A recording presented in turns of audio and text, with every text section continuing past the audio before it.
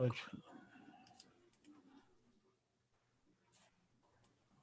right.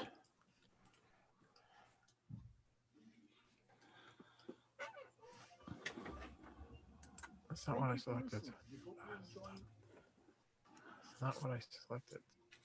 The hell? We're live on YouTube. We're back. All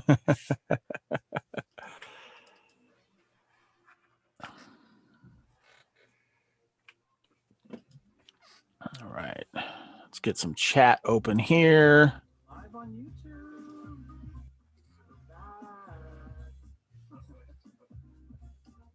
Give me just a sec here. I need to do a live share. There's Brian.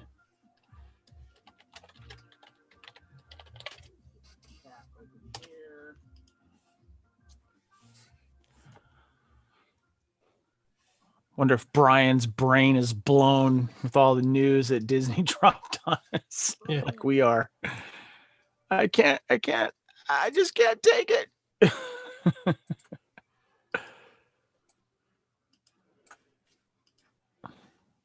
Wonder if Brian's brain is blown with all the news that Disney dropped on us, like we are. I just heard my voice. I just can't take it.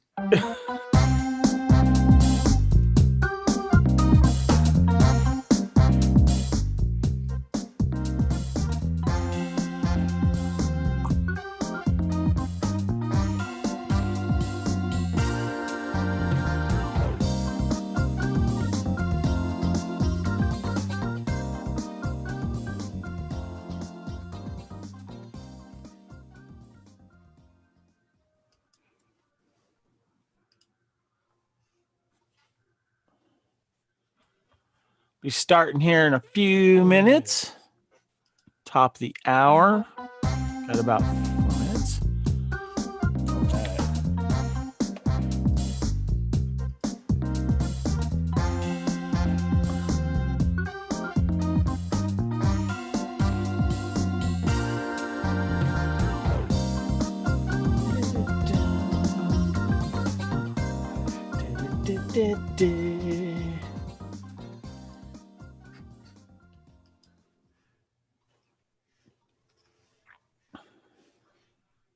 That was a short intro there.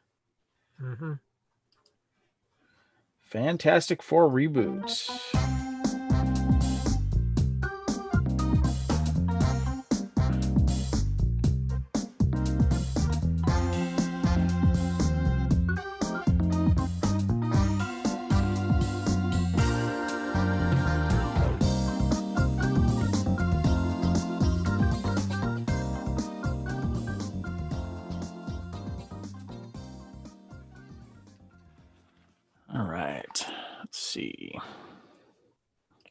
Brian, you haven't been watching any of the news? We'll go over it. We'll take care of it.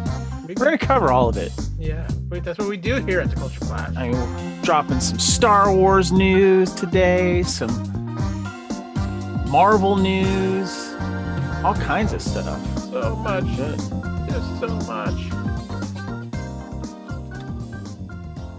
Well, are we ready to get this thing going? Because we got another minute yet here. Yeah. You know, for those of you who are in the chat already, you know, this is one of those days where we make a script and then we just throw it all out the window.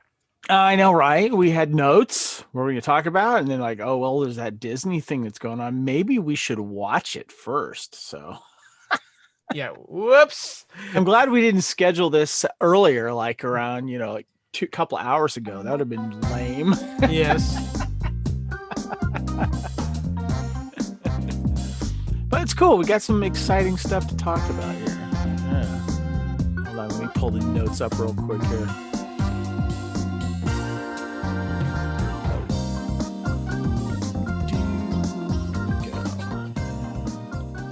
So much to talk about.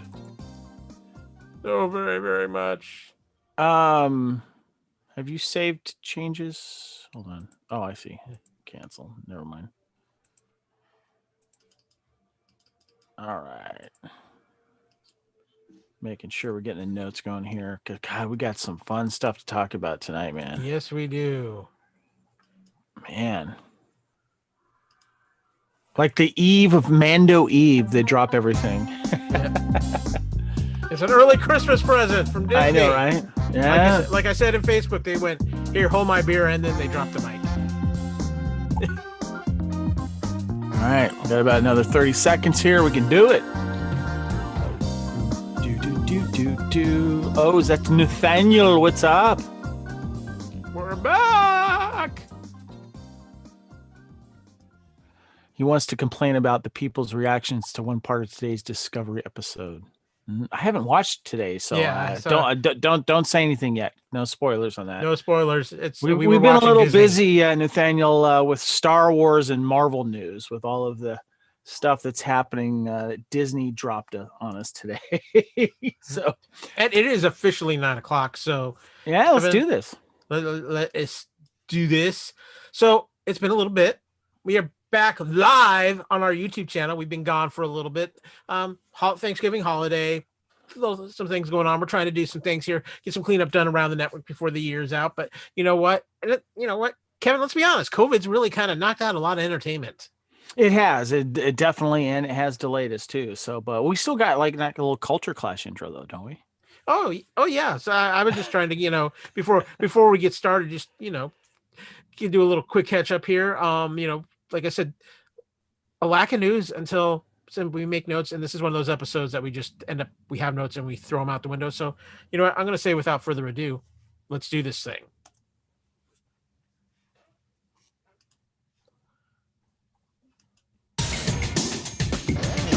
This is the Culture Clash.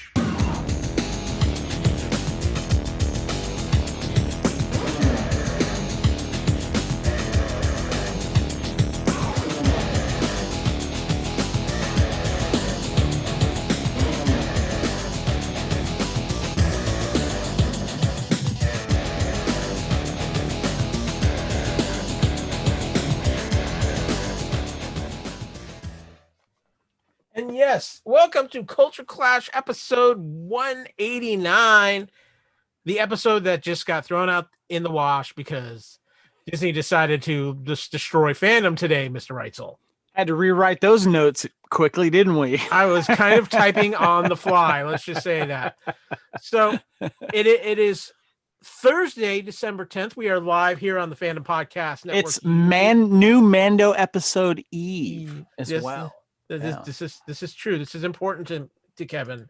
These new Mando episode Eves. Kevin, have you said hi to all the people out in the chat for us? Yes. We got Brian, we got Nathan out there as well. Thank you guys for joining us. We've got some Star Wars and Marvel news that Disney Plus has dropped today. What was it? Their shareholder meeting or whatever. Yeah, their annual investors meeting. Investors meeting. Yeah, their investors were like, "What do you got for us? What do you got for us? Give it to us now." Yeah, well, we're gonna get into that, but Kevin, we got a ton to get into, but let's take care of some business first because we got to tell you where you can find not only Culture Clash here live on the Fandom Podcast Network YouTube channel, but all the other great shows on the Fandom Podcast Network. And it starts at our homepage at fpnet.podbean.com. Of course, too, you can listen to all our audio feeds on the Podbean app on your mobile devices. And we are also on pretty much every major podcast catcher out there, whether you're talking iTunes, Apple Podcasts, Google Play, Spotify, iHeartRadio.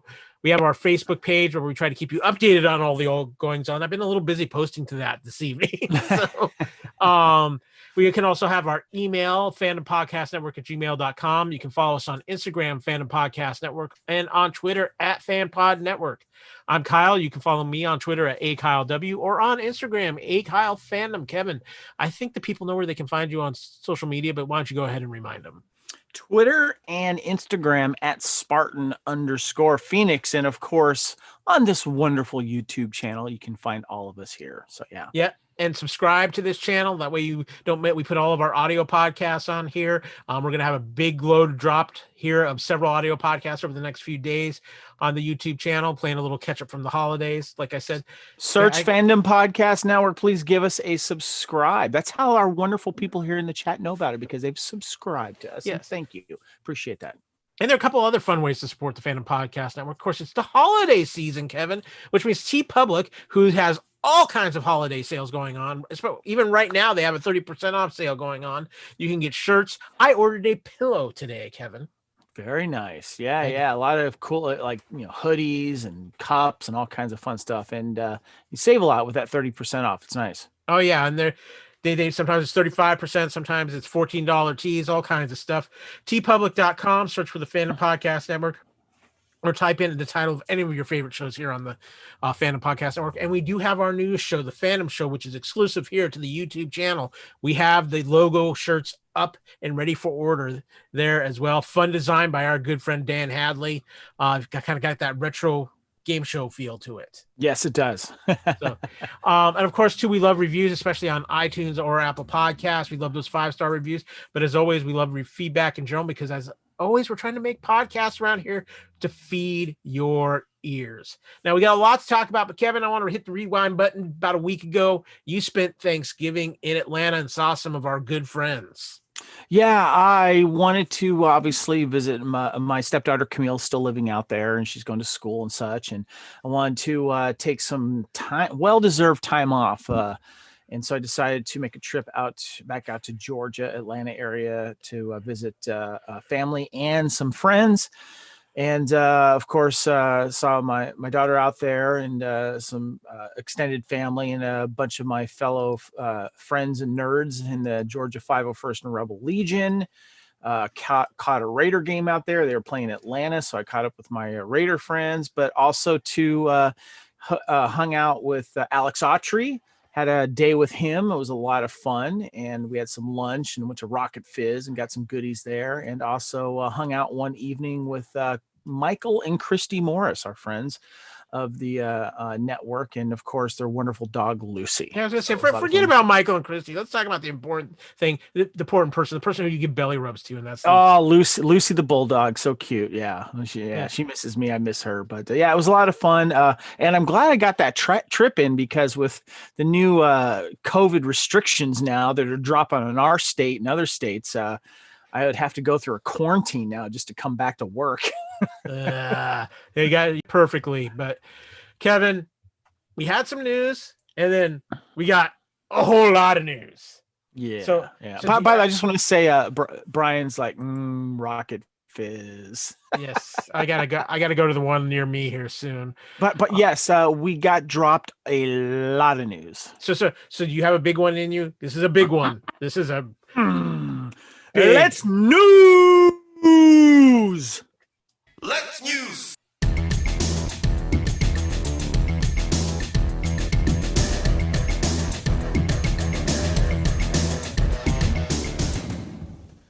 So we were going to open up with the news, and we think this is kind of big news too.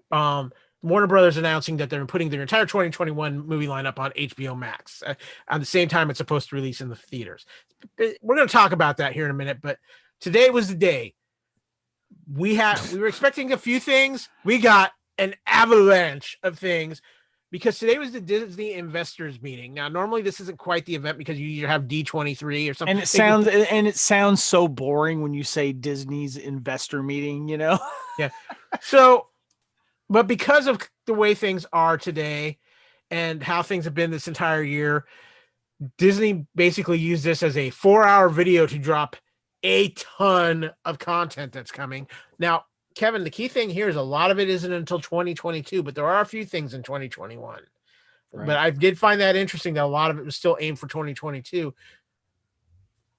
Yes, do you think if there was a Star Wars celebration, if any of this stuff would have made that news prior to, if there was like not the COVID thing that was going on? That's what I was kind of curious about. Yeah, I'm pretty sure several of them would have, and we'll get into that. But of course, it opens up with a big announcement: 10 Star Wars series and 10 Marvel series to debut on Disney Plus over the next about 3-year window. And boy, did they deliver, Kevin. Yeah, they're sending a message. You're going to watch this stuff from home. Yeah. I mean, but the thing is that they really didn't do what a lot of people were thinking they were going to do, was announce that a bunch of their movies were going to go right to the Disney Plus streaming platform. This is all original content for the most part for Disney Plus. The movies are Disney's still aiming to put these other movies like Black Widow and such in the theaters. but also on Disney Plus at the same time. Do we know? No, No? it's not hitting. It's theaters only. Yeah, So I don't know. I don't know. With the oh, way COVID's going, I don't know. I think they might do a thing where, yeah, you can see it in the theater and on Disney Plus, maybe for like a premium cost for a little while. That's my guess. They're gonna do. I think they're gonna do a Mulan treatment to Black Widow. I don't think so. I think Kevin Feige's been pretty tight on Marvel. That's like a final option for Yeah, but he Marvel. can't fight COVID. And if Yeah. COVID's still a thing and people aren't going, they're gonna have to reconsider that. But anyway, go ahead. So anyway, let's talk about first a couple of things just in this meeting that I noticed. One, I was very surprised that Marvel was their closing out segment. Were you a little surprised by this, Kevin? Yeah. When we were hearing all the Star Wars stuff, I haven't even considered Marvel, and then you had texted in our group message that they're talking about Marvel now. Like, oh yeah, well, what's new that we haven't heard already? And I mean, Marvel wrapped up their presentation of new stuff. The Disney, they went through all the Disney catalog, Pixar, Lucasfilm had a big section, but Marvel wrapped it up, which just shows you how important Marvel has become to Disney. Marvel is huge for Disney right now, and they know it. And it's become extremely successful, and with all the character and world building they have. And by the way, I want to give a shout out to Mr. Stevie McLeod. He is staying up late for us tonight, Kyle. We appreciate it, Stevie. We love you, Stevie. Let's talk about Marvel first and foremost. They were kind of the last to go, but they had a lot of interesting things. And one of the things, if you watch this video, I know some of you probably have, there was a lot of cutaways when they would show a video that was only meant for the investors to see. That must have been frustrating. Yeah, well, yeah, because they would bring up like trivia stuff because the investors had a different private link, so they saw everything, but the general public just got this one link. But however, Marvel pretty much showed everything. They showed it all on this, and it kicked off with a new trailer for January 15th release of WandaVision on Disney Plus, Kevin. Yeah. And I'm more and more intrigued by the show with every trailer. This show is going to be weird. It's going to be off the wall, but it's going to have a major impact on the MCU when it's all said and done, I think. How many episodes is it? I assume it's limited as well. It's a one shot, right? Yeah, I believe it's a 10 episode series. Okay. So it's going to be a one and done series as far as we know. Yeah, exactly. Okay. But it is going to have a lot of tie into the next Doctor Strange movie, which was announced for March 2022, which is being directed by Sam Raimi, Kevin. So Aaron might be interested in this. Very cool. Elizabeth Olsen is actually over in London helping film it now. Doctor Strange in the Multiverse of Madness. It's going to have a little bit more of a horror element, but it's bringing back most of the major players from the original Doctor Strange film. Plus, Elizabeth Olsen is going to be in it, and things that happen in WandaVision are going to tie directly into that film. Also, Spider-Man 3, which will be out in December of 2021, will have a lot of tie-ins to that Doctor Strange film as well. Oh, very cool. I like how they're doing that. Sam Raimi, that's good. I wonder if we're going to see a certain car in that movie and maybe a certain Bruce Campbell. I think they're required by contract at this point. But Kevin, the thing that I am most excited about with the Disney Plus side of Marvel, and I've made no secret of this, the show I'm looking the most forward to is The Falcon and the Winter Soldier. And this was actually supposed to be the first Marvel Disney Plus show to come out, and then COVID kind of rearranged the schedule. They actually showed us a full trailer for this during the Disney meeting. I cannot wait for this. This is going to be fun. Anthony Mackie and Sebastian Stan as Falcon and Winter Soldier just play off of each other so incredibly well. This just looks like a high action spy thriller from start to finish. Only 6 episodes, but it looks like each episode is going to be a movie, Kevin. I hate you. I hate you too. So I just recently revisited Civil War, and I love those scenes, so that's good. Yeah. Following up on that, they said pay attention to it because there might be a little bit of tie into some Falcon Winter Soldier and another show that we're going to talk about here shortly. Black Widow will finally be out May 7th, 2021 in theaters. But this was the shocker to me. Loki on Disney Plus, May 2021, and they showed us a trailer of it, Kevin. Yeah. And okay, so hold on. These are both coming out in May. Yes. Gonna be a busy time for Marvel. They're playing a little catch up here, but Yeah. Okay. Okay. I love the Loki trailer. I think this is a 6 or 7 episode series in itself. Very familiar elevator in this show, Kevin. Really? Yeah, you might recognize it from Dragon Con. Oh, really? They did a little Atlanta filming, huh? Yeah. Some great scene with Owen Wilson who has a role in this show. And does this take place in the 70s or something? Is that the rumor? No, this is it looks like it has a bunch of time displacement all over the place here. All right. Okay. But it deals with Loki after he gets the Tesseract and disappears from Avengers Endgame. So, okay, gotcha. And so Owen Wilson is in it. Does he go, whoa? Does he do that? Well, no, but it's very weird to see Owen Wilson with really short hair and a mustache and beard. Oh, that is weird. But he has some great banter with Loki in this trailer. This trailer looks incredibly fun. Cannot wait for Loki. Next, we have What If, which is the first Marvel animated series for Disney Plus. What's interesting about this is based off the old What If comic, but which was a look like, for example, what if Uncle Ben had lived? Right. As an example. Well, what they're doing with this What If series is it's animated, but every episode is going to be a what if out of the Marvel Cinematic Universe, and they've got many of the stars from the MCU returning to voice their characters for this animated series. So what you're saying is that they're pulling their series directly from what we've already seen, not out of obscure comics that have been out years ago. They're going to actually take, like, kind of have fun with alternate scenarios that we've already seen. So we'll be familiar with what's going on. Yeah. A couple of them, just to throw you out, Kevin, so you have an idea. One of them will be what if Agent Carter had gotten the super soldier serum. Oh, very cool. Okay. Another one is what if Yondu had taken T'Challa? Had what? Had taken T'Challa instead of Star-Lord. Oh, okay. Oh, wow. So T'Challa becomes Star-Lord. Okay, so, that's cool. That's cool. And they are going to do a little Marvel Zombies action as well in this, which looked really interesting.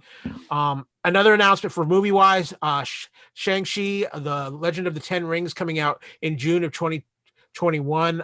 Directed a few familiar faces in this, some from Crazy Rich Asians. We've got the gentleman who is going to be playing Snake Eyes is I believe in this film as well. Really? Henry Golding, huh? Nice. I believe he's in this as an appearance as well. We have Eternals finally coming out November 5th, 2021. I really thought we'd see a trailer, but nothing for Eternals. This has Angelina Jolie in it, right? Yeah. Angelina Jolie is in it. Jon Snow from Game of Thrones. I'm blanking on his name at the moment. Okay. There's several other people. Kit Harington. Kit Harington. He's playing the Black Knight in this. Okay. So there's a lot of people in this film. This is gonna be one of the more interesting Marvel films. But I want to roll back to Disney Plus because they made some other announcements that I am very excited for. They talked about Moon Knight, where it looks like Oscar Isaacs is in line to play the lead character of that. They brought up She-Hulk, Kevin. And there have been rumors and rumors and rumors, but nothing confirmed. Kevin Feige confirmed it.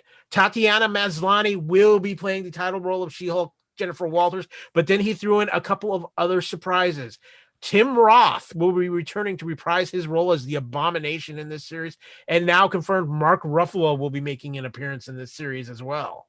So this is not like a prequel or anything like that to what we've already seen. This is happening current day. Yeah, current day in the MCU. Okay, great. Okay. Another show that was announced is Miss Marvel, which is one of the younger characters in the MCU. This is actually a big deal. They've cast this young unknown actress to play the character, but she is the proper ethnic background for Miss Marvel, and that character will also be making a major appearance in Captain Marvel 2 as well. And this is, I'm sorry, which one? Miss Marvel. Miss Marvel. Okay. Yeah. By the way, Kat is in the chat, so we're kind of in his wheel, house right now. Yeah, we are definitely in his wheelhouse right now. The next big one, and this had been rumored for a while that there was going to be a kind of a Nick Fury series on Disney Plus. Well, it's going to turn out it's going to be based off of Secret Invasion, which was a major Marvel storyline, which the characters, the Skrulls, who you may remember from the original Captain Marvel film, have infiltrated more into Earth.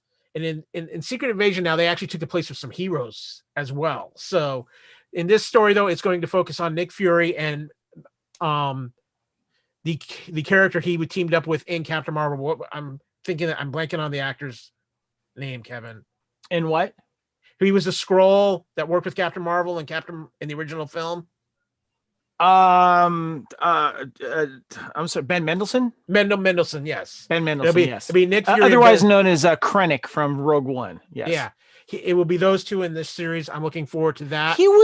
I gotta tell you, he was underratedly good in Captain Marvel. Especially towards the end. Yes. Yeah, I really enjoyed him in that. Yeah.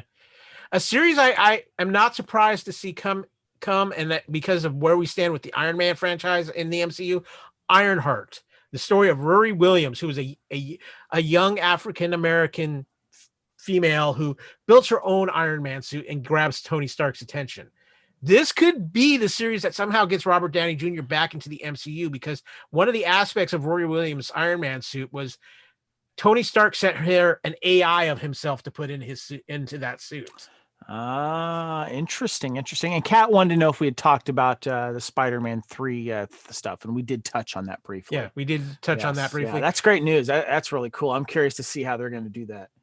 The next thing up, which I did not see coming at all, is Armor Wars, which is a classic Iron Man story. Obviously, they're kind of altering it. Some Don Cheadle will be the lead in this series for the basis of it, for those who might not know, like Kevin, the idea of Armor Wars was that Stark technology was used to build other suits of armor that were being used for nefarious purposes. So we're going to probably see some other villains that somehow acquire a type of Iron Man type thing. Gotcha. Exactly. Okay. So any chance we'll see Sam Rockwell back in any way? Can we just get him back?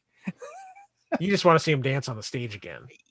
He was great in Iron Man 2. I wish he had come back, even if he was more villainy, or even if he kind of like turned a corner.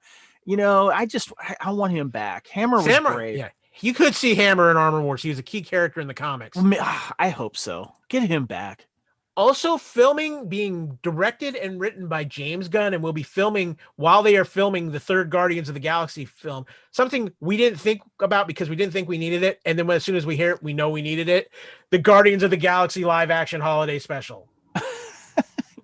When's it coming? Is it 2022 though? Right. 2022 is it'll be out before Guardians 3 comes out. Okay. The holiday before Guardians 3. That's going to be interesting. That's going to be fun. We are getting a animated short series, I Am Groot. With Groot. Dude, watch your language. Watch your language, okay? Groot. I am Groot. Whoa!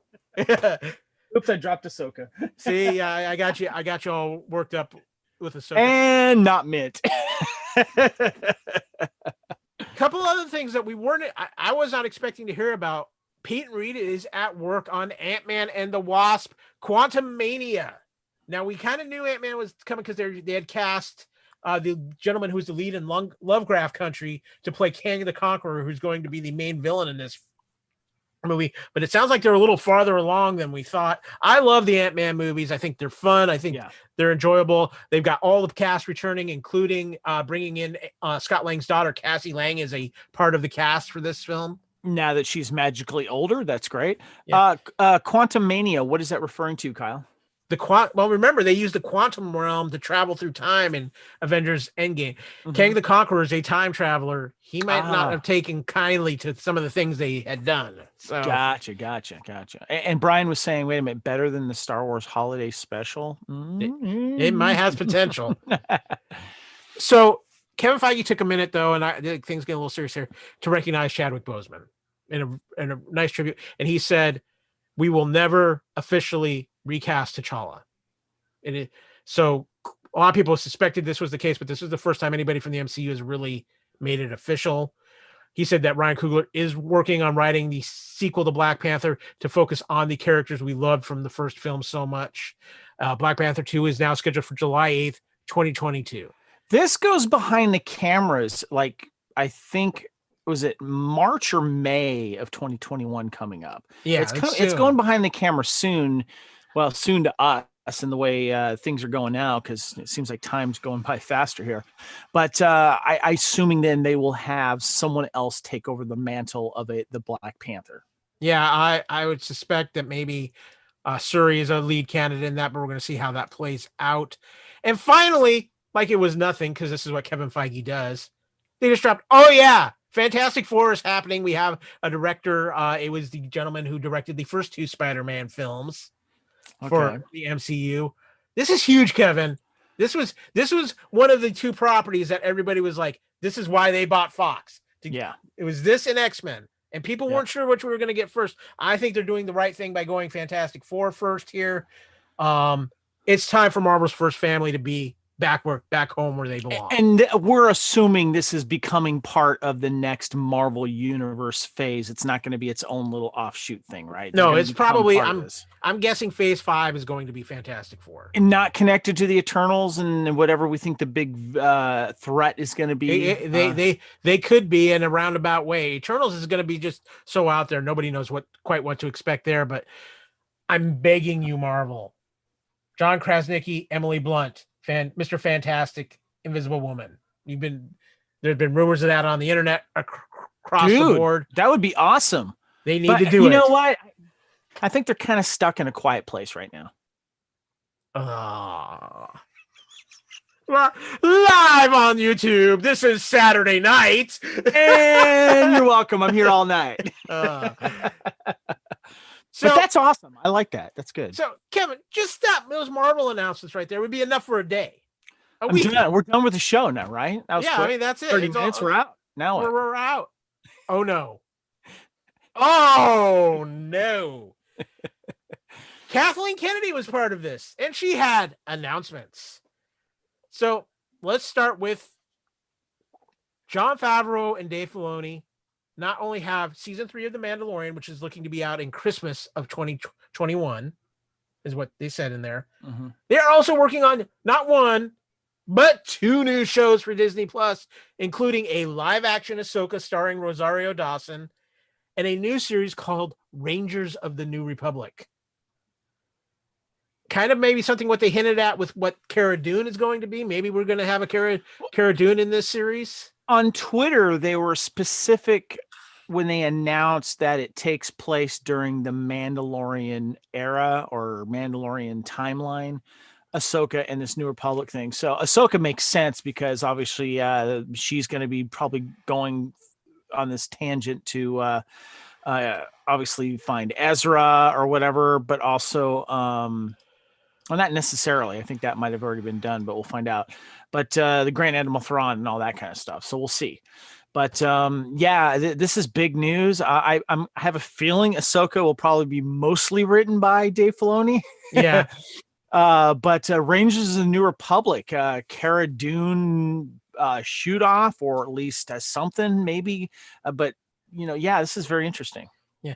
Some other big announcements. There was a great video with Diego Luna where he talks about the Cassian Andor series that's coming in 2022. 12 episode count on that, Kevin. I'm very excited for this series. This is going to be kind of a hard-edged spy Star Wars story. I'm loving going back to the time of Rogue One and before that, because we haven't really hit that area very much in the Star Wars canon. Yeah, the dark side of the rebellion, this is going to be really interesting. Espionage and doing what you got to do to fight to survive, as what was alluded to in the beginning of Rogue One, which made it very appealing.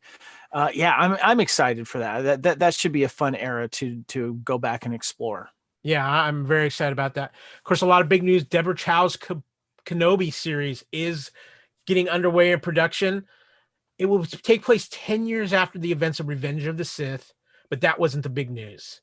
The big news is Hayden Christensen is returning to Star Wars to play Darth Vader in this series. This is cool. Yeah, but it's interesting. I have a feeling that they're going to kind of be in their own little separate stories, because I don't see them meeting up again unless they kind of rewrite history a little bit.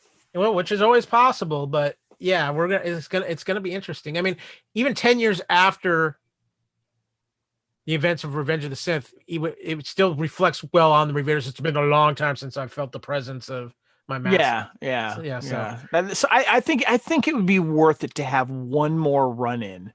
That'd be interesting. Well, what I like about this though is also the redemption chance for Hayden Christensen here. Yeah. So definitely.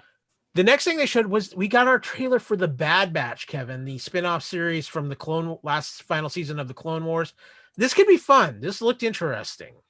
Is this limited, I assume? Yeah, I think it's about a 10 episode series. Yeah, it's almost kind of like a Clone Wars, bonus season type of thing, because we're gonna see them after, I guess Order 66 and them surviving and maybe becoming like mercenaries or something. I don't know. This will be interesting. Yeah.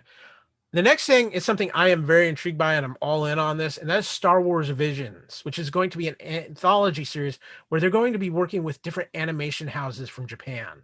Now, many of you have seen the anime that was done by some fans of the TIE Fighter series. Oh God, that was so good. Yeah. I mean, now that we've got some of these major studios possibly getting to work on Star Wars, I cannot wait to see what this is going to come up with. It's going to be a 10 episode series. I hope that partners into something even cooler, like maybe a really cool animated anime Star Wars adventure. That would be awesome. But this will be an anthology series, at least for now. I'm looking forward to this. Let's see what happens. This was the coolest, maybe one of the coolest announcements, but also one of the most frustrating announcements. There will be a new Lando Calrissian series for Disney Plus.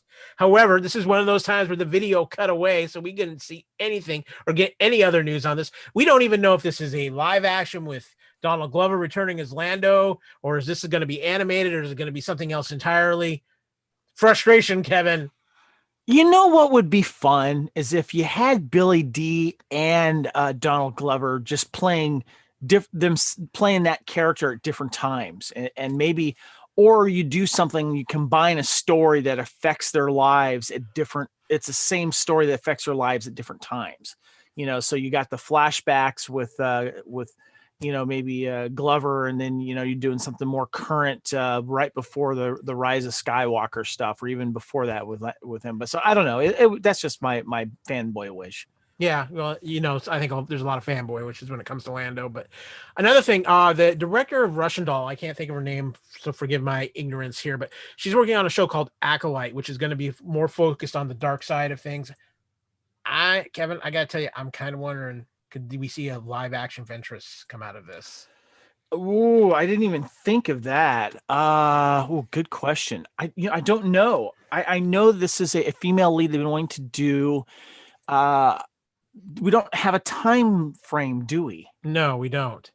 Okay. Is this Leslie Headland? Yeah. She directed Russian Doll for Netflix. Okay, starring Natasha Lyonne and Amy Poehler. I have not seen this show, but you know what? Badass female character, bring it on. Yeah, no, I'm all in on this. And lastly, on these, we have two pieces of Star Wars news. First and foremost, a flashback to some classic cartoons of our day. They're doing a droid story with Disney Animation, a tale of R2-D2 and C-3PO. That means they're going to get Anthony Daniels back. And, Kevin, kind of a flashback for us, children of Star Wars, the old droid show. Oh, man, I love those. I miss those. Those are fun. Silly, but fun. Now, there was one more major Star Wars announcement, but I'm going to save that because Lucasfilm had a couple of other interesting announcements. First and foremost, this was actually announced a couple of weeks ago, but confirmed now, a Willow series, which is not going to be a retelling of Willow, but it's going to take place far after the events of the original Willow movie. However, Warwick Davis is returning to play Willow Elfgood. Okay, so hold on. It's not a reboot? It's not a reboot. It's technically a sequel. It's kind of a sequel, but it's going to be very distant from when the original Willow took place. So it's okay. Because there was speculation earlier among one of our friends that it was a reboot, not a sequel. Yeah, it's not a reboot, but they're not really calling it a sequel. It's just another tale within that realm. Again, Warwick Davis returning as Willow Elfgood. I have heard rumors the actress who played Infamous Ness in Solo has been cast to play a key Infamous role. Ness, yeah, okay, cool, gotcha. That would be nice. She's been cast to play a key role in this series as well. So, Kevin, this is for you. Indiana Jones starts production soon. Will be out in 2022. I know you're a big Indiana Jones fan. I am. It's just weird. I'll believe it when I see it. James Mangold directing. Harrison Ford, it's on bone. Another thing, I haven't heard of this, but I know that this particular book series has been very popular. Young adult series called Children of Blood and Bone. And the premise sounded kind of interesting. Lucasfilm has picked up the rights for this and will be developing this for Disney Plus. But here was the big news. The news nobody saw coming. And if you've seen the YouTube video, they have put out that video that they blocked off in the event, but it's made its way onto YouTube, and it's Patty Jenkins is coming aboard the Star Wars family. Are you talking about the video that she's recorded of herself? Yes. Okay, because that's on her Twitter as well. Yeah. She put that out after the Disney investment meeting. Gotcha. Patty Jenkins, joining the Star Wars family, will be directing Rogue Squadron, a film to hit theaters in 2023. And if you watch the video, it's very touching because you see her rollerblading over to her car on it looked like a tarmac or something. And she starts talking about how her father was a fighter pilot. And when she was a child, she loved watching, the planes take off. And when he gave him his life up, to his service, she wanted to do a fighter pilot type movie, and she wanted it to be the best, and she hadn't found the right project yet. She's talking in this, and you could tell it's coming from her heart. This is really cool. And she's changing into something, but the camera's not showing the whole thing, what she's doing, because she's sitting on her hatchback of her car is open. She's sitting on the outside of it, kind of doing something. She's telling this beautiful story, and she says, "I've now found the perfect story." And that's when she mentions she's going to be doing Star Wars Rogue Squadron. And then she's pulling on a Rebel flight suit as she's walking away to an X-Wing on a tarmac. Yeah, it's so cool. So amazing to get such a phenomenal director, but a phenomenal I just want to say, director. As soon as we saw Wonder Woman, I went on social media and I said, please have Patty Jenkins direct a Star Wars movie. Yeah, I think people wanted this for a long time. Yeah, a lot of people got their wish. Yeah. I want to go side note on this for just real quick, Kevin, because there's two things that stood out to all the Star Wars presentation. No mention of Rian Johnson at all. And none of these shows take place anywhere near the sequel trilogy. Yep. Now, Disney has gone on record saying they were done with the Skywalker saga. It was time to move on to next things. I just find those, I'm not being negative here, I just find it very interesting that neither of those things came up in this with these events. Yeah, they mentioned Taika Waititi on the Twitter feed that he's going to be doing a movie. What was it, 2023? I think it is. So unless that's a Rian Johnson written film, why wouldn't that have been said? So I don't know what's going on there. I wish they would. I almost kind of feel that if they have severed ties with Rian Johnson, they're trying not to make a deal about it. And with all of the contracts that they have people sign, they can't talk about it. So they're not going to talk about it unless they're saving something new. I don't know, but it's just weird that they have not mentioned anything, because if this is for their shareholders meeting and this is something that they have announced to shareholders a long time ago, don't the shareholders deserve to find out? Yeah, that's what I'm thinking too. So I want to throw that out to the people in the chat. What do you guys think? Put some comments up there on that as well. Yeah, is the Rian Johnson thing still happening, or do you think they're quietly moving along away from him? Because maybe they didn't like the press that they got from some of the sequel stuff. So I don't know. I'm just speculating. So. Yeah. A few other notes here for some Disney related things that are coming out and some other things. Show for National Geographic, which is a big part of Disney Plus, Limitless with Chris Hemsworth. Chris Hemsworth is 36 years old at the time they filmed this, and he goes around the world doing these different things in search of kind of figuring out how to live longer. And it just looked very intriguing. I got to see this because you're not selling it for me. I got to watch this. This is one of the things where you got to see the visuals of it. But Homer Simpson had the line of the night on the investment seminar, because since we're bringing up Chris Hemsworth, he's like, I would kill to have fat Thor body. and they tease something, Kevin, that I need in my life. I didn't know I needed it till I saw it. A Maggie Simpson Grogu crossover. Maggie Simpson Grogu crossover. Interesting. Yeah. We need well, that they in own, our they own lives. Simpsons, so why not? Yeah. I got a question from the chat here. Nathaniel says, serious question. Was 2020 good for the MCU and Star Wars, the break to keep from fatigue? Hell yes. I think it was huge for the MCU. I really think there was some Marvel fatigue and people needed a break. I don't think it would have hurt Black Widow and the other stuff, but I think it makes it people want it more now. I took that differently because with the stuff being delayed, I myself have marathoned the MCU twice. The first time in a half, like right when the pandemic was happening, I did the chronological order. I just finished up the theatrical release order. So that's the way I took it, because it gave people a chance to go back and revisit this, and gave people to go back and watch Star Wars and also get excited for The Mandalorian. So yes, 2020 was excellent for MCU and Star Wars, in my opinion. Yeah, no, I think that's a good point. But a couple other notes here for the things that were announced. Some Disney stuff. They are doing a live action prequel series to Beauty and the Beast. Josh Gad and Luke Evans coming back to reprise their roles for this prequel series. They're doing a live action Percy Jackson series. I'm hopeful for this because I actually enjoyed those movies. I thought they were fun.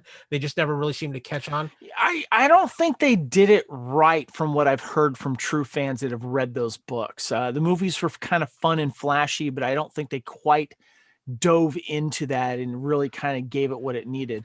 I just want to shout out to Kat. Kat, you're going to get Black Widow, but you're not going to get it till May. Yeah. They're doing a Chip and Dale Rescue Rangers remake, kind of a mix of live action and animation. But here's the interesting thing. John Mulaney is voicing Chip, and Andy Samberg is going to voice Dale. I was a big Rescue Rangers fan. Let's see what they do with this. Yeah, but this is what I'm excited about, Kevin. Baymax the series. This is what I like. Yeah, yes. I love Big Hero 6. This is going to be taking place in that same universe, very similar animation style, focusing on what Baymax's original programming was a little bit too, to be a nurse as well as a superhero. So I'm looking forward to this. They're doing a series spinning out of Zootopia, exploring more of the world of Zootopia. I'm curious to see what they do with this, because I think Zootopia was highly underrated. I completely agree. I absolutely enjoyed it. And I just quoted it the other day with Camille. I said, don't start to howl. Yeah. Another thing I'm excited about is the Moana series, because I think this is great for a lot of young ladies out there. I think Moana was a fun movie, some great music in that. I haven't seen it yet. It's on Disney Plus, right? Yeah, it's on Disney Plus. You need to watch it. The Rock is phenomenal in it. Yeah, I've yet to see it.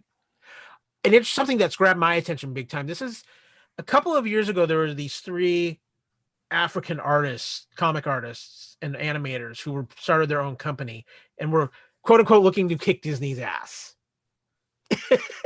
And it caught Disney's attention. These guys caught Disney's attention, and they've now teamed up for a project for an animated series on Disney Plus called Uwaju, which is an original content series. But if you look at it, it takes place in the future. Uwaju actually means something to do with the future.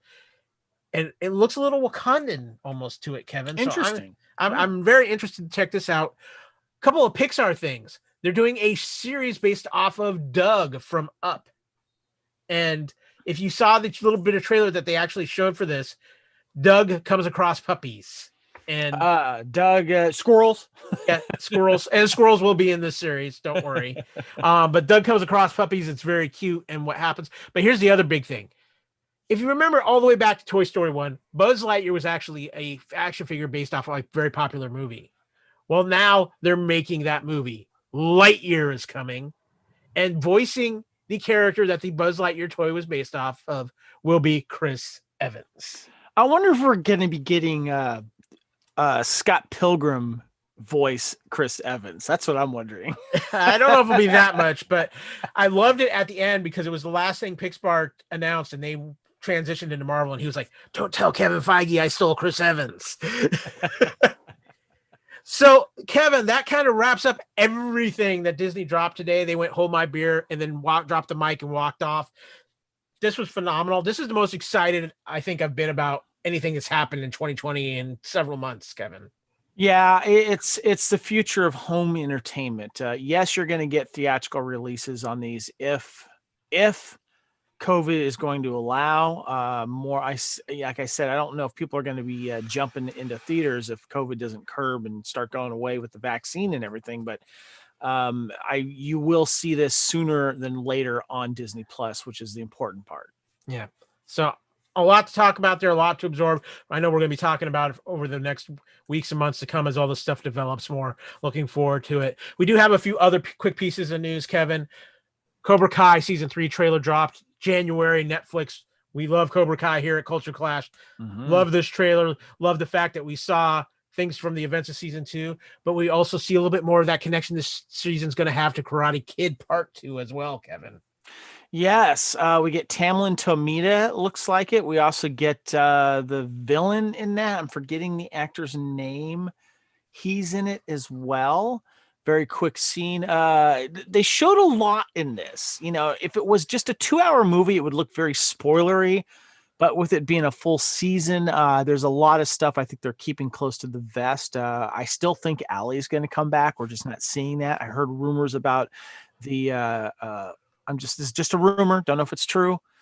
Terry Silva, the third movie villain? Yes. Yeah. Yes. I've heard that too. We'll see about that. I'm excited. Cobra Kai, great way to kick off the new year.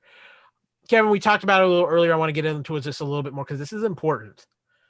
Warner Brothers made an announcement about 2 weeks ago, right before you left for Thanksgiving, that they're going to debut their entire 2020 movie lineup on HBO Max, and those films will come out the same day they hit the theaters. Now, here's the caveat to this. They're only going to be on HBO Max for 30 days.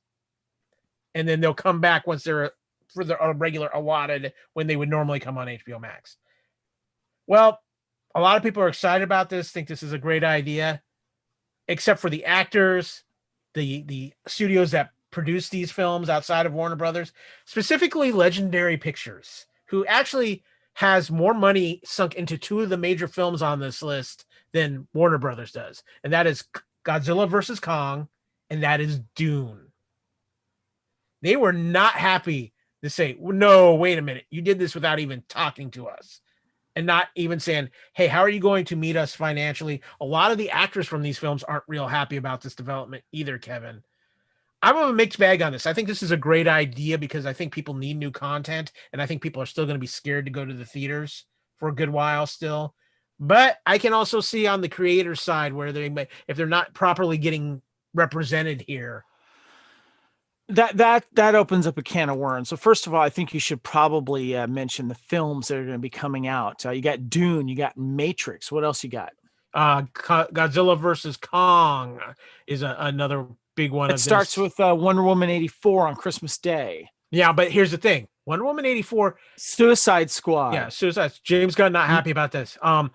Denzel Washington thriller, The Little Things, Judas and the Black Messiah, Tom and Jerry, Mortal Kombat, Angelina Jolie's Those Who Wish Me Dead, The Conjuring, The Devil Made Me Do It is on this list. The Sopranos prequel, Many Saints of Newark. Yeah, huge.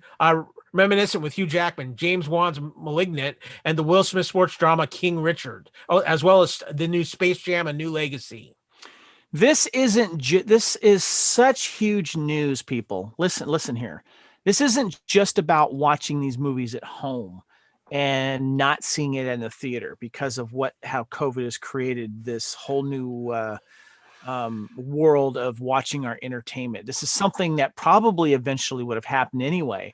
But the reason why actors and producers and directors aren't happy about this is because how do you negotiate future contracts this way? Because a lot of these people, like, tell me right now that maybe Gal Gadot or let's say someone else who is headlining a major film, maybe Denzel Washington, isn't getting points on the film's theatrical money release and getting extra income from that they've already talked to and negotiated. So going forward, this is changing everything because now the actors and the representatives, their agents and stuff, they got to figure out, like, look, you're going to be paid $20 million for this film, but you can't negotiate theatrical back end points. And we're not even getting, when it comes to the movies that we may have to pay for as a premium or something, we're not even getting how can we tell if this stuff is successful or not? So there's all of this stuff that's just changing in the way movies and people are getting paid and are participating in films. Yeah. Well, I know in at least Gal Gadot's case, Warner Brothers paid her a big chunk of change to make this happen. Yeah, exactly. That's what's going to happen in these things. I know when it comes to Netflix, if you sell something to Netflix keeps it. This is us. This is ours. We own it now. We own you. You don't get any back end of anything on this, So I'm assuming that in Gal's case or whatever's happening, with Dune, this is huge. I mean, this is going to be a huge theatrical 2-part movie release. This is going to bring people to the theaters. COVID said no. So what else are you going to do? I mean, it's going to be interesting, man. Yeah, it's going to be very interesting. Just real quick, I want to hit on a couple of just quick notes. HBO is working on a True Blood reboot with the creators of Riverdale. I don't understand why it's not been that long since True Blood finished. So that's just a thing. Oscar Isaac. Hold on. Is it a reboot or like a prequel or something like that? It's a reboot. Yeah. By the way, Nathaniel says he hates this idea. It's going to kill theaters. It's definitely going to hurt him. I don't think theaters are going to go away. If this whole pandemic finally rides its course away into the sunset, and we don't have to worry about it like we did before, theaters may come back, but there's going to be people that want to pay for and watch it at home. So it's going to be interesting, but I don't think theaters are going to go away, but it's never going to be the same. And a side note is Warner Brothers has said this is a 1-year deal because of COVID. They're like, we've got to get these movies out. We can't sit on them anymore. Yeah. So, also Oscar Isaacs gonna dive into a video game movie. He will be Solid Snake. Kevin, do you think he can maneuver a cardboard box? I don't know what that is. Okay, if you never played a Metal Gear game, if you've ever played a Metal Gear game, you'll know exactly what I'm talking about. Yeah, no, I never got into Metal Gear. A couple of things going back to Marvel real quick. One of the things that they did talk about too in this press conference was they are working on a Hawkeye series for Disney Plus with Jeremy Renner. Mm-hmm. They're adding a lot to this. First of all, the big thing was it's confirmed Haley Steinfeld is going to play Kate Bishop, who is kind of the young woman who has kind of been handed the baton to take over the mantle of Hawkeye at some point. Not his daughter. Not his daughter. His Okay. daughter doesn't exist in the MCU. So you are in the Marvel Comics. Okay, but she does in the MCU though. So that's why I was wondering. Yeah, but no, they're going to go with Haley Steinfeld as Kate Bishop. So that's brilliant casting. I'm looking forward to this. But here's the key one. Florence Pugh is going to reprise her character from Black Widow, Yelena, in the Hawkeye series. I think that'll be cool. I think this is big because I think they got big plans for Florence Pugh. Yeah, we'll find out, of course, in the Black Widow. The only thing I've seen of Florence Pugh is the action figure that's been out that's not being bought because no one's excited about it because no one's seen the movie. Yeah, exactly. But at this point, I'm curious to see what they're going to do with it. I'm excited for it. I love Florence Pugh. If you have not seen Fighting with My Family yet, go see Fighting with My Family. It's a fun movie. She's phenomenal in it. Check that out. But Kevin and I are going to go catch our breath after all of this. We're going to take a quick break, come back with a little buy it, stream it, and see it. We're going to review an audiobook. Yeah, just a spoiler warning. We're going to be talking about the audiobook that we finished listening to for Ready Player 2. So you got your spoiler warning right now. If you don't want to hear about Ready Player 2, take a little break, but come back. We're going to be talking about Mando Watch after that for about the last 2 episodes. And just because it is a spoiler warning, so you have been warned. Kevin and I will be right back after you listen to this promo telling you what else is going on around the Fandom Podcast Network. Thank you for listening. We hope you're enjoying this podcast. We like to continue to feed your ears by inviting you to listen to the Fandom Podcast Network and all of the other awesome shows we have to offer. It starts with our flagship show, Culture Clash, our weekly pop culture news podcast. Bloody Kings, our Highlander podcast. Couch Potato Theater, our podcast celebrating our favorite movies. Time Warp, the Fandom Flashback podcast discussing a year in movies and our favorite pop culture topics. End Zone, the NFL podcast. Good Evening, an Alfred Hitchcock podcast. Union Federation, our Star Trek and Orville podcast. Hair Metal, the 80s and early 90s rock metal podcast. Type 40, our Doctor Who podcast. Lethal Mullet, a 1980s and 90s action film podcast. What a Piece of Junk, a Star Wars podcast. And our newest show, Making Treks, a new Star Trek podcast with a deep dive into the final frontier with host Mark Newbold and Adam P. O'Brien. You can enjoy all of these great Fandom Podcast Network shows on our master feed at fpnet.podbean.com. Fandom Podcast Network is also on Apple Podcast, iTunes, Stitcher, Google Play, Spotify, and iHeartRadio. You can also find us on Facebook under Fandom Podcast Network. You can also email us at fandompodcastnetwork@gmail.com. You can also find us on Instagram and Twitter under Fandom Podcast Network. Thank you for listening, and remember, respect others and enjoy your fandom.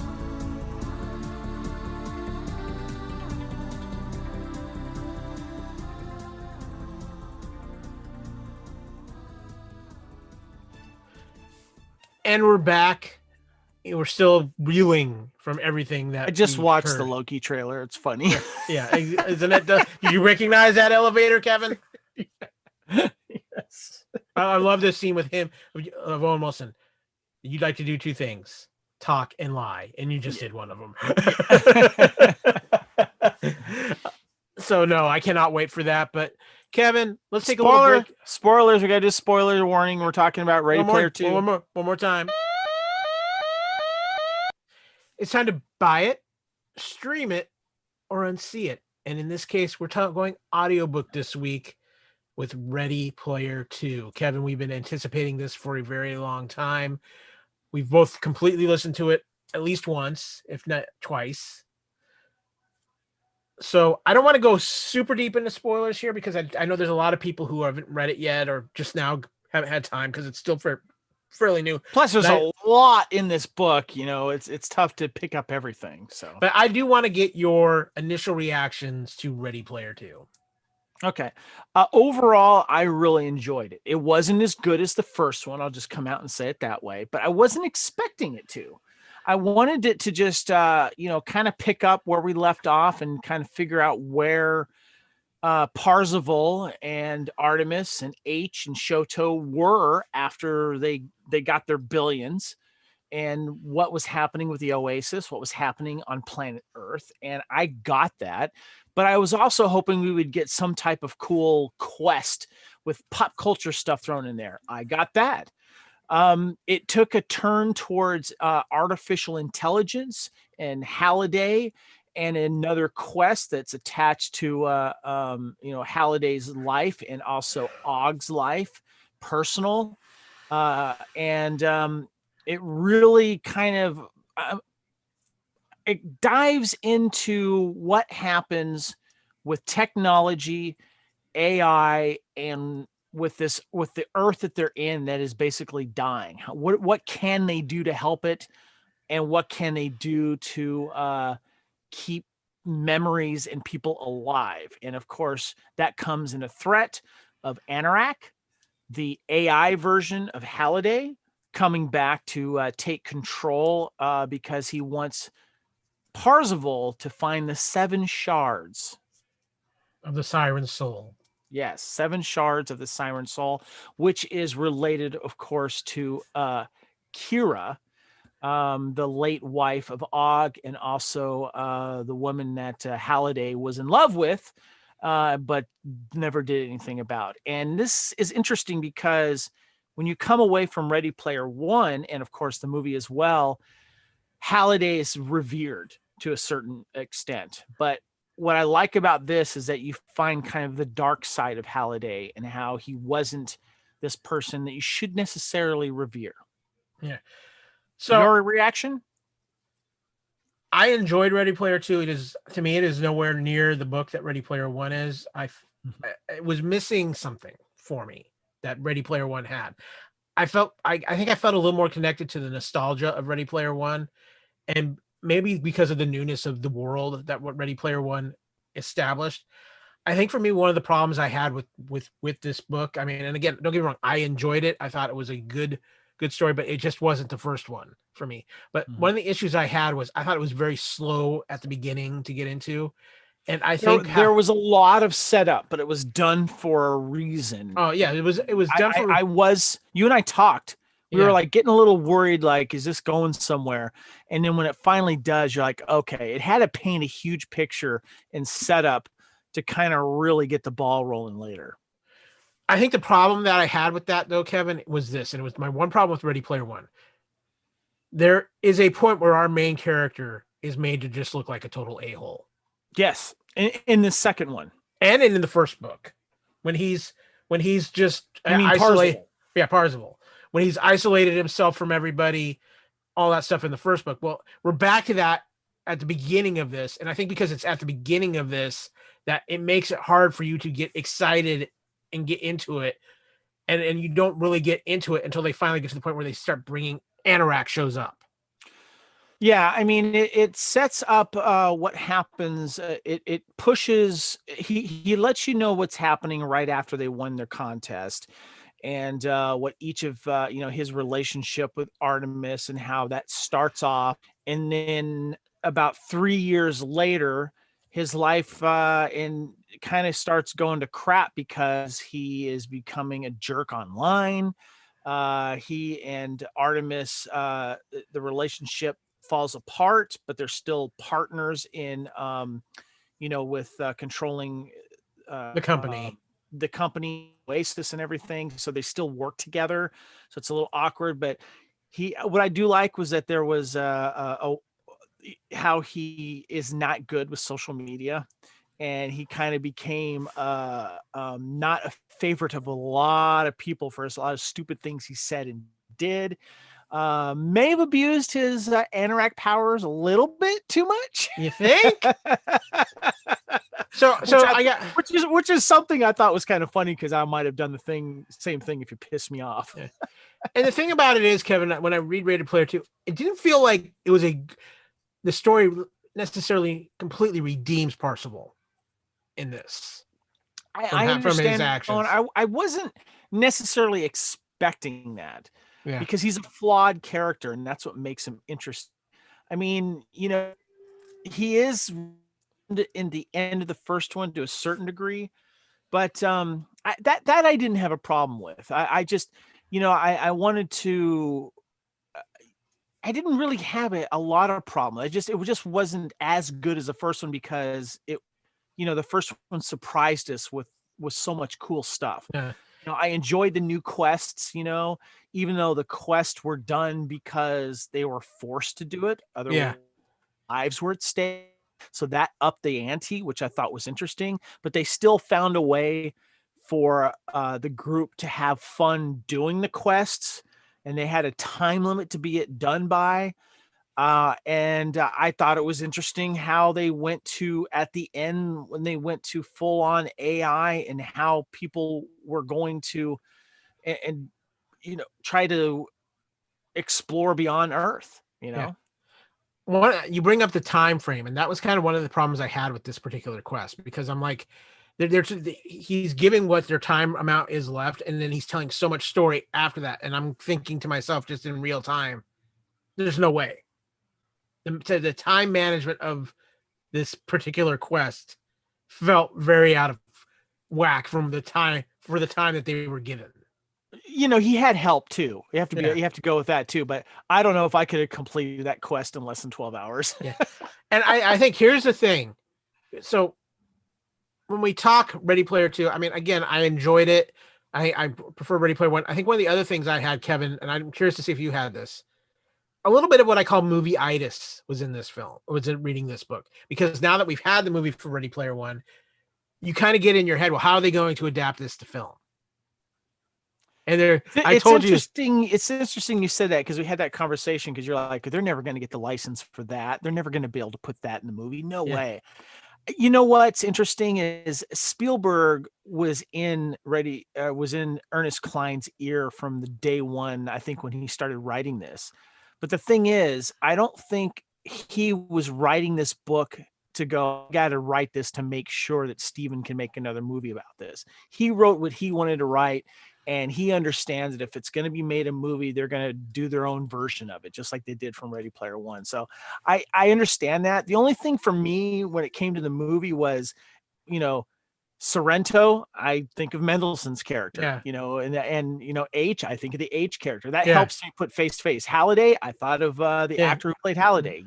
That was really the only thing. But I'm not thinking like, now Ready Player 2 cannot be as good as the book because they're not going to be able to get all the stuff. But I mean, we should tease a little bit about what they did in this certain, but not really how, like the first one was the aided heroin from what oh gosh, Sega Ninja, that's right. That was one of the things in the quest. What else was there? There was the Seven Princes. Yes. Also there was there was speaking of princes, Prince and the Revolution. There was the Middle Earth quest that they had to do. That's right, the Middle Earth quest. And there was also the quest to the educational planet that Og and Kira had designed. That's right. Yes, that's right. Yeah. And then there was a John Hughes. There was a huge John Hughes quest too. Yes, the John Hughes quest. That was entertaining. Yeah. So see, but here's the other thing about this, Kevin, that I was a little frustrated by, but I'm hoping if Ernest Cline decides to write other stories within this world, that he writes a book about these characters, and that it was what we called the Low Five. The Low Five, yes. I thought those characters were very fascinating and interesting, and I would have loved to have seen them be developed a little more than what they were. Yes. What was the female? Lohengrin. Lohengrin was one that, because what happens is, and we'll spoil this part because this is important, and this is what I found interesting, was that Parzival has to find the 7 shards, and no one's finding it. He can't. So he put out there that he was going to pay $1 billion to someone if they could lead him to at least one of the shards. And this very popular YouTuber who is a fan of Parzival, and Parzival was a fan of hers and, and subscribed to her stuff. She contacts him saying, I think I found it. And I love that whole deal with them. But the only thing that was kind of weird was how they, I got to listen to it again, but how they obtained the geek sword, or what was it? The nerd something or other, the nerd slayer, the dork slayer, yes. This is the dork slayer. That was kind of, I got to listen to that again, but yeah, they didn't go into that at all. Yeah, exactly. And I thought that was interesting. They kind of let low, but I wanted to see and hear more of them. That would have been fun. Yeah, I think it would have been fun too. Overall, Kevin, I'm going to say that Ready Player 2 is definitely a stream it. I think it's just missing a little bit of that magic from Ready Player 1, but I think if you were a fan of Ready Player 1, it's definitely worth reading and enjoying. I just don't know if I'm ready to call it a buy it yet. I say it's a buy it personally, because I think very good companion to the original. It didn't suck. It was still fun. It still dove into the world. Plus, you had Will Wheaton reprising as the narrator, doing a great job doing it. And, I could listen to Ready Player One and then dive right back into this one. So for me, buy it, which is interesting because I had to find other ways to listen to it, because when I bought it on CD, I still haven't got it yet. It got delayed through Amazon. No. But it actually might be waiting for me outside right now. I don't know. There you go. So as far as that goes, Kevin, I want to ask you real quick too. Well, I'm sure we'll have one more culture clash before the holiday. But just in case we don't, you're doing something kind of interesting with your holiday films this year. Yes, I am. I've decided to call it the 12 days of new Christmas movies. And I wanted to challenge myself this year because I always watch my favorites. I'll watch my Scrooged. I'll watch my It's a Wonderful Life. Elf's been making their thing as well. The Muppet Christmas Carol, I'll throw that in there as well. But I wanted to challenge myself and watch some movies. And there's so many great Christmas movies out there that I have not seen that have been so popular out there. And so I was like, you know what? I'm going to do something about it. So I started watching films, and some of them are new and some of them are old. And I was kind of searching for suggestions a little bit. And I started off with the Disney Plus exclusive movie that's called Godmothered, about what happens current day when the fairy godmother business is slowly getting phased out, and what happens when a young fairy godmother reaches out to actress Isla Fisher, a letter that she wrote when she was younger, and it was very cute, very fun. I highly recommend it. It's Christmas Carol, which is a Hallmark Christmas movie that starred Carrie Fisher back in 2012, where she played the ghost of Christmas presents and past type of character that guides a young woman who is playing the Scrooge version. And Carrie Fisher was really good. They even throw in a Star Wars reference. Saw the new Fat Man movie starring Mel Gibson. Mel Gibson.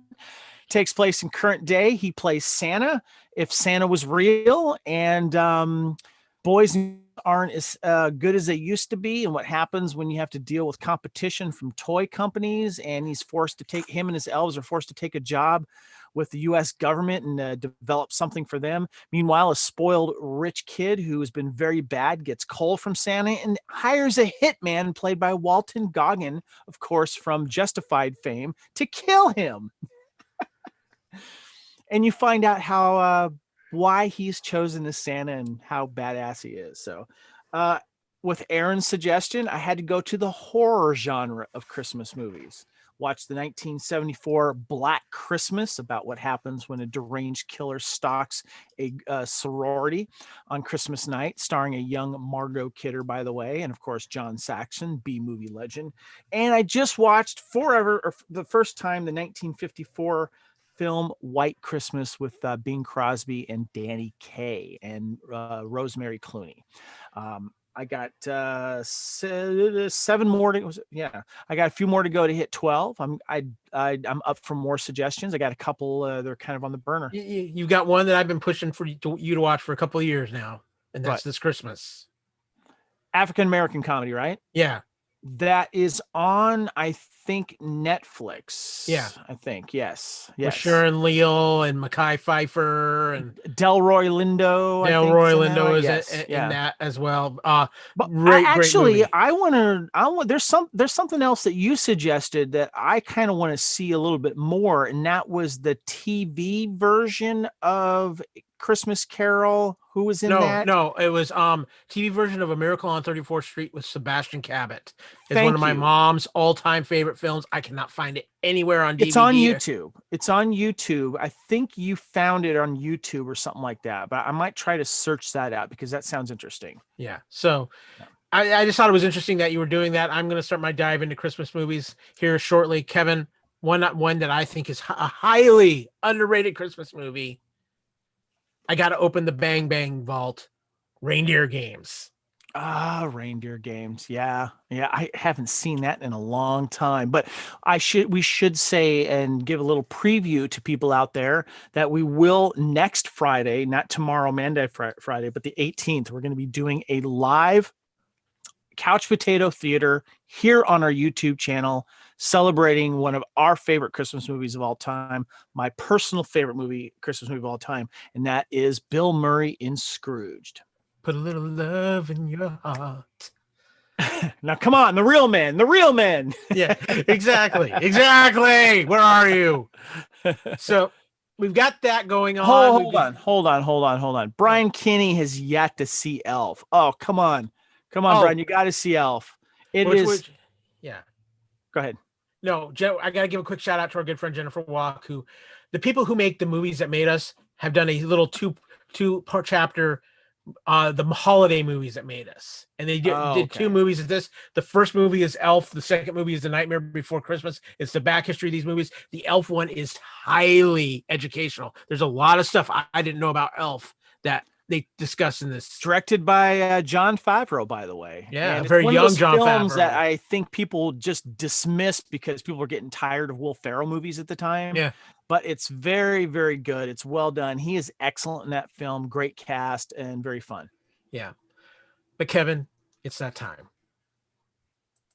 I can feel it, and it's major. It's a huge presence. It's been a huge presence since before Thanksgiving. Mondo Watch 2020 must continue. And we have maybe the 2 biggest episodes of The Mandalorian ever to discuss, Kevin. So, without further ado, let us begin Mondo Watch 2020. Starting with Chapter 13, The Jedi. This is the one, Kevin. This is the one everybody had been anticipating. This is the one that we as soon as we heard about the rumor, we heard the rumors. Lucasfilm never put out anything official. We have live action Ahsoka Tano. And it's even more important considering the announcement that came today. Where we are now Rosario Dawson. Yep. She's Ahsoka. There we go. And what I loved about it was that we didn't get it as like an end episode tease with the Mandalorian doing a little side adventure with someone. And, oh yeah, the Jedi is over here. But nope. Right out bat. Directed by Dave Filoni, written by Dave Filoni. We see Ahsoka right off. Dealing with the magistrate's troops and challenging her right off the bat. And it was great. But there was great. Yeah. I have always had my reservations about putting Ahsoka into live action, and it's not anything as a knock to anybody. I just always felt Ahsoka was the character that represented the animated Star Wars universe. And I was all in for Rosario playing the character. I know she has a big respect for the character. Her and Ashley have kind of developed a bond. They have been nothing but class to each other, and Rosario nailed it. I mean, she just was absolutely perfect in the role. Dave Filoni has gone on record saying, once I heard her name attached as a possible attachment, she was like, there was nobody else in my mind. And John said, oh, I know her. Let me get her on the phone. So, but not only did you have that, you had a phenomenal episode. Michael Biehn in this episode was great. A great scene with him and the Mando Biehn. Yeah. And how ironic is it that he's working with androids this time? Yeah, Michael Biehn, playing most famous character, probably Hudson, or not Hudson, but Hicks from Aliens, and of course, playing Kyle Reese from Terminator. And I love the fact that he had a shotgun laser, like he had a shotgun in Aliens. I thought that was kind of cool. And there's a little reminiscent to that shootout with like a little Tombstone feel that he had there with the Mandalorian. And it had this whole Akira Kurosawa feel to it. The whole fight scene with the magistrate and Ahsoka Tano, and of course, then you get the Beskar spear. You get the HK droids that have the symbol on the side that we found out later belonged to, of course, the reveal at the end that Ahsoka is searching for Grand Admiral Thrawn. Yeah. Let me call a quick timeout though, Kevin, because there's somebody who I want to make sure we recognize in this episode, and that is Diana Lee Inosanto, who played Morgan Elspeth. Yes, she was the magistrate. She was a magistrate, yes. Phenomenal stunt actress, but more importantly, she is Bruce Lee's goddaughter. And yes, her father is a famous martial artist and stuntman, and was very, very close to Bruce Lee and trained with him and fought with him. Yeah, so that is a very, very cool thing, and she was phenomenal in this episode. The fight scene was absolutely gorgeous. But for all the reveals, for seeing Ahsoka looking absolutely hold on, we're forgetting the biggest reveal. I know. You let me build. I'm building to the moment. Okay. Kevin. Okay. So, like I said, I was going to say, for all the reveals, for seeing Ahsoka, for Thrawn being dropped, for getting a Beskar spear, that it's all meaningless because he is not the child. He is not Baby Yoda. He is Grogu. I'm holding up my Grogu right now. Yes. It's funny too. We're like, can we still call him? Can we get used to calling him Grogu? I mean, he's always going to be Baby Yoda, but we're getting used to it, right, Kyle? We got used to the Phantom Menace. We got used to the Clone Wars. We can get used to Grogu. He's a little Grogu. and it inspired some wonderful memes. Yes, it. So especially some involving Hayden Christensen. Yes. That meme was great. He wakes up, from that nightmare and Revenge of the Sith. He's like, did I forget to kill Grogu on the way out?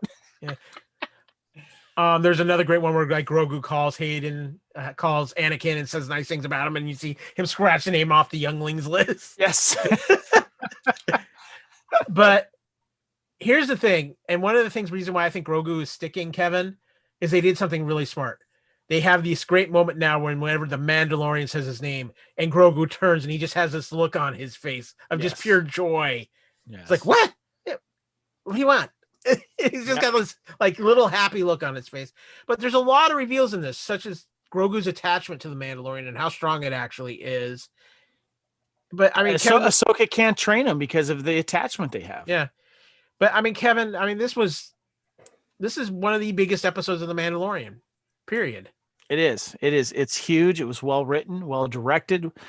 The visuals on it were just beautiful. I loved it.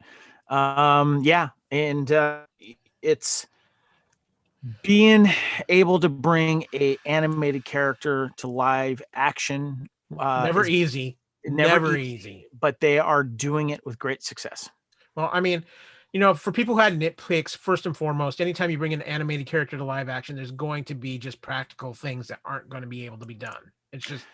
But what's even harder than that, Kyle, is bringing a character from out of the bowels of a creature that likes to digest its victims for over 1,000 years. Yeah. So let's talk about this, because we thought Chapter 13 of The Jedi was maybe the pinnacle of this current season of The Mandalorian. No, not here on Mundo Watch. Because Chapter 14, The Tragedy, directed by the great Robert Rodriguez, might have broke the internet, Kevin. Yeah. Let's see here. We have Boba Fett showing up, the return of Ming Na as Shan Fennec. You have Fennec Shan. Yeah, Fennec Shan. You're right. You have just Stormtrooper smackdown with a gaffy stick. Mm-hmm. You have Grogu doing Jedi stuff. Then you have Grogu laying the smackdown on some Stormtroopers while still being a prisoner. Dark Troopers. We have Dark Troopers. We have Slave One. Slave One, baby. You have the death of the Razor Crest. You enter one ship enters, one ship leaves. And Kevin, we even have a reference to the Christmas Story. You can't play with this. You're going to poke your eye out. What I liked, the subtle thing about that beginning of the episode, though, is you heard the Mandalorian laugh. Yeah. You heard him laugh, but you also heard emotion from him. Yes. Like, you could tell he was kind of getting a little choked up about, we're going to find you a good home, kid. Like, but you could tell he really didn't want to do it. Yeah. No, I like that. But, I didn't, without spoilers, I said that a Star Wars wish of mine has occurred. And that was Boba Fett surviving the Sarlacc pit in official canon and being alive.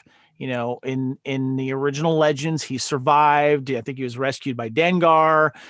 He got damaged, but then, he went on and, I think he eventually, found his own way. There's all kinds of great adventures with him.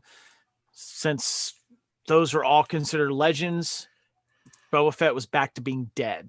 And now he's not. And what I like about this, though, is that I don't know if we'll find out exactly what happened. I hope we do. Because it's interesting, a Boba Fett series has not been announced, Kyle. No. And that was a big rumor. So I don't know if they're waiting on that. But this goes back to the first episode of season 1, where Cobb Vanth and Mandalorian were talking about how the Krayt Dragon was inside an old Sarlacc pit. And he said, and Vanth says, well, Sarlacc pits aren't empty. And then they said they are if they're dead. Yeah, if they've been, or they are if Sarlacc's been eaten. eaten or dead or whatever. Yeah. So, and he survived, and we got the tease at the end of that episode of him walking away with the gaffy stick in his outfit and stuff. But man, Tamora Morrison, first playing Boba Fett's father, Jango Fett, and now playing the younger version, Boba Fett, being older now. We're also got in a short little conversation, we got word that not only is Boba Fett considered a Mandalorian, but so is Jango Fett. Yes. I mean, this episode was great. Robert Rodriguez at his finest filming battle scenes. What I loved about this is he made the stormtroopers funny, but not corny funny. Yeah. Yeah. You know, it's like you can see like these are just not the world's best troopers at this point. Flank him, you idiot. Pew! Yeah. We got some good Robert Rodriguez action, a little bit of violence. And I love just stormtroopers being taken out. I love seeing helmets being shattered.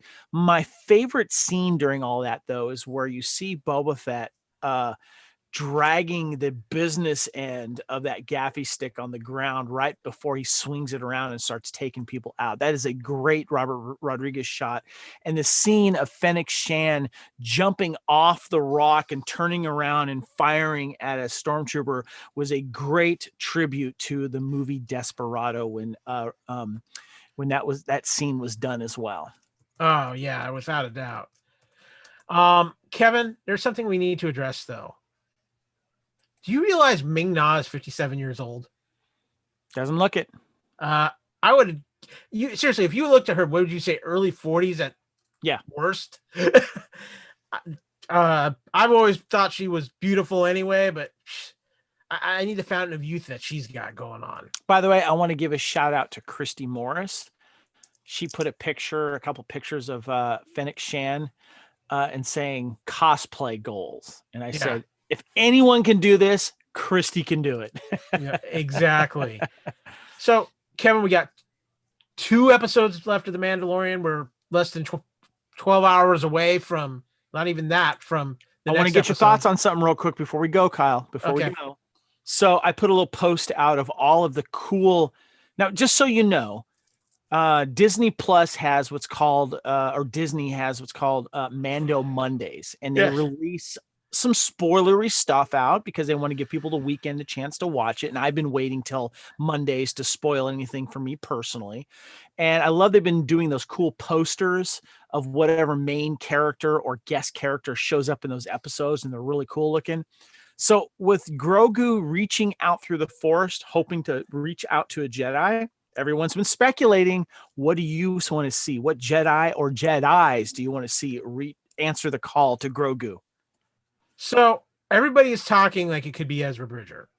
Mm-hmm. That's from Rebels fame and everything like that. That would tie into Ahsoka as well. But here's the problem with that. If you haven't found Thrawn, you haven't found Ezra yet either. That's right, because they got both taken away by those space whales. So my theory might be we might see a character from a video game for the first time. And I can't think of the character's name, but he was the lead character in Jedi Fallen Order. And they made a Black Series figure. God, what's his name? I forget. But yes. Mm-hmm. It could be him that shows up.